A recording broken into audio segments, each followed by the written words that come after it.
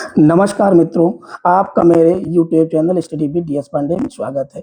जैसा कि हम लोगों को एचएलबी अलॉट हो गई है, हम लोगों को अपना जनगणना कार्य करना है। जब हमको एचएलबी अलॉट हो जाएगी, सबसे पहला हमारा कार्य होगा, हम अपने एचएलबी क्षेत्र में जाएँगे और वहाँ पर हम भ्रमण करेंगे। मकानों की स्थिति के बारे में हम जानकारी लेंगे और उसके बाद ये कार्य हम जो है उत्तर-पश्चिम दिशा से शुरू शुरू करेंगे और दक्षिण-पूर्व तक जाएँगे। अब हम मान लिया मकानों की नंबरिंग हमने कर ली। उसके बाद हमको चलो ऐप के द्वारा जो है प्रविष्टि मकान सूचियों की प्रविष्टि करनी है। तो हम पहुँचते हैं, अगर हमने नंबरिंग कर दी है, चलो ऐप के द्वारा हम पहुँचेंगे। सबसे पहले मकान सूची की पृष्ठ पर हम क्लिक करते हैं। जैसे ही हम क्लिक करेंगे, हमको लाइन क्रमांक मिल जाएगा। जो ये स्वतः जनरेट होता है, इसको हम जनरेट नहीं करेंगे। फिर भवन नंबर दर्ज करेंगे हम। भवन नंबर दर्ज करने के लिए हम देखते हैं कि हमारे भवन 15 तक हो गए हैं, तो आगे हम यहाँ पर भवन नंबर 16 लिख देते हैं, ओके कर देंगे। फिर जनगणना मकान नंबर हमारा नया है, तो हम यहाँ पर नया पर क्लिक करेंगे और हमको जनगणना मकान नंबर जैसे 20 मिल गया है। अब आगे हम अगला पर क्लिक करेंगे। इसके बाद क्या परिवार ने स्वगणना पूरी कर ली है? यदि कर ली है तो हाँ, नहीं की है तो नहीं। मान लिया स्वगणना नहीं की है तो नहीं। जनगणना मकान के फर्श में प्रयुक्त सामग्री, अगला प्रश्न हमारा ये आ गया। अब इसमें देखते हैं कौन सी सामग्री प्रयुक्त हुई। तो हमने देखा कि सीमेंट की फर्श बनी हुई, सीमेंट के क्लिक किया और अगले बटन पर क्लिक कर देते हैं। जनगणना मकान की दीवार में प्रयुक्त प्रमुख सामग्री क्या है? तो पक्की ईंट की सामग्री बनी हुई इनके यहाँ। अगला मकान, जनगणना मकान की फर्श में प्रयुक्त प्रमुख सामग्री क्या है? जो छत में प्रयुक्त प्रमुख सामग्री है कंक्रीट। अगला बटन, जनगणना मकान के उपयोग का पता लगाएं। जब हम पहुंचते हैं तो हमने देखा कि सबसे पहले हमको मिल गया स्कूल। जब स्कूल मिल जाएगा तो यहाँ पर हम वास्तु उपयोग दर्ज करेंगे। वास्तु उपयोग दर्ज करने के लिए उसमें क्या कार्य हो रहा है, कि किस प्रकार का विद्यालय है, संगीत विद्यालय है या शिक्षण कार्य किया जा रहा है, कैसा है। तो हम वहाँ पर लिख देते हैं कि यह संगीत का विद्यालय, हमारा संगीत सिखाया जाता है। संगीत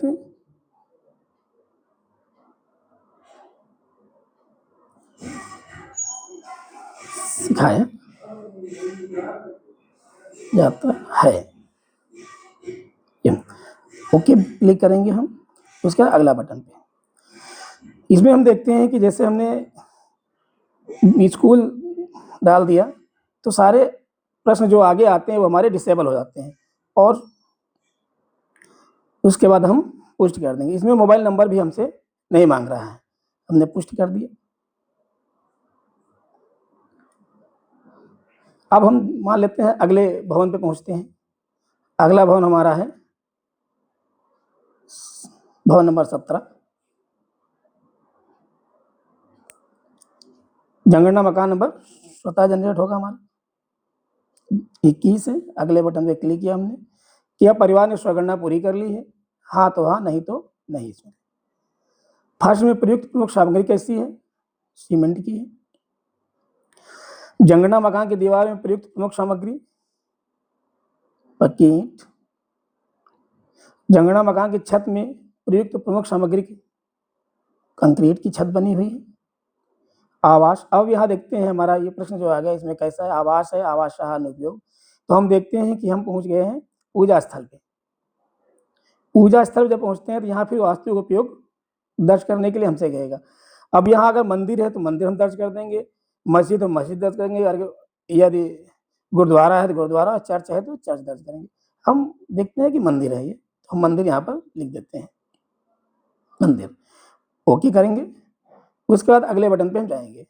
जैसे हमने अगले बटन पे क्लिक किया, आगे के सारे प्रश्न हमारे डिसेबल हो गए और पुष्टि करने के लिए हमको ऑप्शन आ गया हमारा, हम अब पुष्टि कर देते हैं। इसके बाद हम अगले पहुंचते हैं अगले भवन नंबर पे। तो अगला भवन नंबर हमारा होगा ये 18। 18 ने क्लिक किया। उसके बाद ओके करते हैं।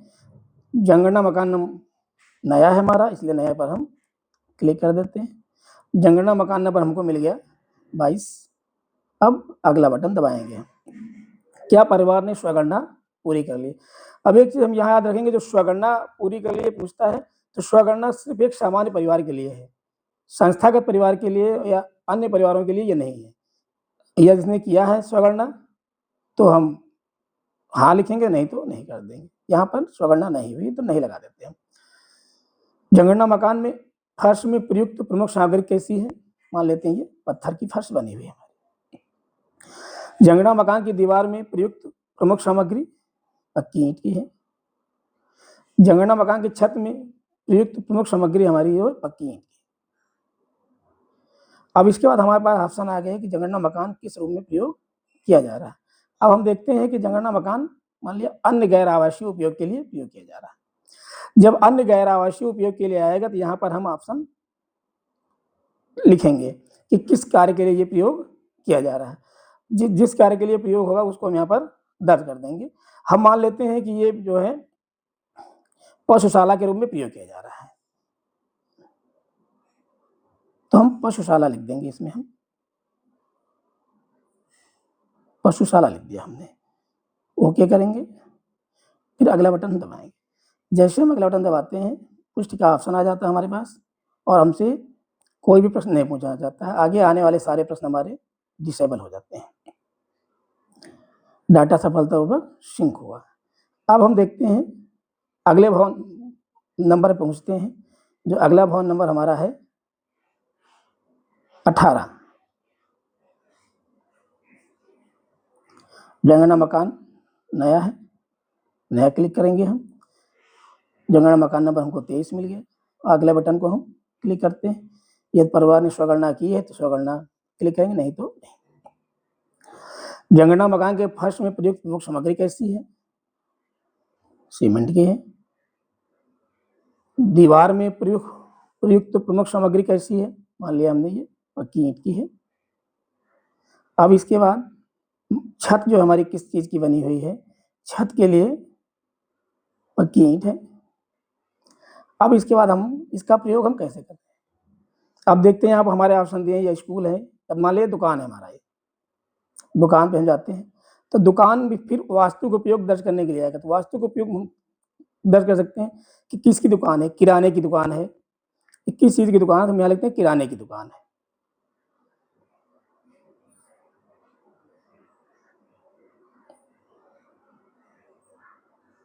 किराने की दुकान। अगला बटन दबाएंगे हम। उसके बाद आगे के सारे प्रश्न हमारे डिसेबल हो जाएंगे। अब पुष्टि कर देंगे। इस प्रकार हम देखते हैं कि जो 34 प्रश्न हमारे हैं वो सिर्फ एक सामान्य परिवार के लिए ही आते हैं। और जैसे हम पूजा स्थल, स्कूल और अन्य गैर आवासीय उपयोग के लिए करते हैं तो आगे के प्रश्न हमारे डिसेबल हो जाते हैं। बस, धन्यवाद।